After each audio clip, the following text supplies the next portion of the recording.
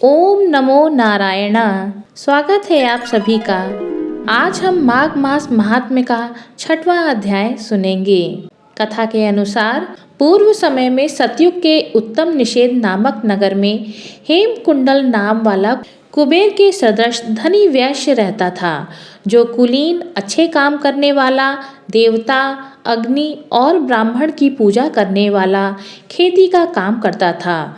वह गौ, घोड़े, भैंस आदि का पालन करता था। दूध, दही, छाछ, गोबर, घास, गुड़, चीनी आदि अनेक वस्तु बेचा करता था, जिससे उसने बहुत सा धन इकट्ठा कर लिया था।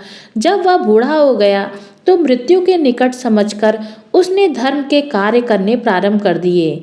भगवान विष्णु का मंदिर बनवाया, कुआं, तालाब, बावड़ी, आम, पीपल आदि वृक्ष के तथा सुंदर बाग बगीचे लगवाए। सूर्योदय से सूर्यास्त तक वह दान करता। गांव के चारों तरफ जल की प्याऊ लगवाई।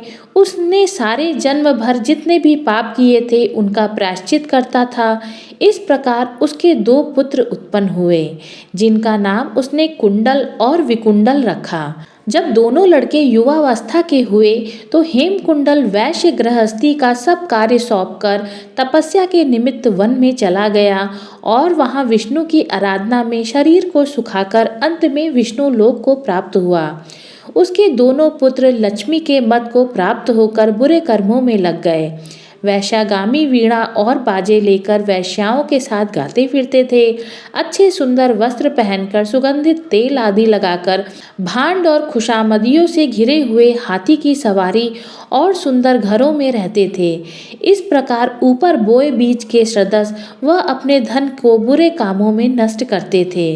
कभी किसी सत पात्र को दान आदि नहीं करते थे, ना ही कभी हवन, देवता या ब्रह्मा जी की सेवा तथा विष्णु का पूजन ही करते थे। थोड़े दिनों में उनका सब धन नष्ट हो गया और वह दरिद्रता को प्राप्त होकर अत्यंत दुखी हो गए। भाई, जन सेवक, उपजीवी इन सबको छोड़कर चले गए।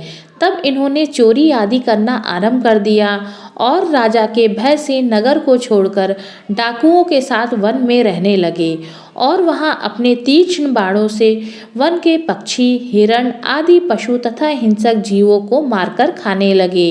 एक समय इनमें से एक पर्वत पर गाय, जिसको सिंह मारकर खा गया था, और दूसरा वन को गया, जो काले सर्प के डसने से मर गया। तब यमराज के दूत उन दोनों को बांधकर यम के पास लाए और कहने लगे कि महाराज, इन दोनों पापियों के लिए क्या आज्ञा है।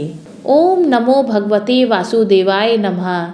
इसके आगे के अध्याय के लिए चैनल को सब्सक्राइब करें। हरे कृष्णा।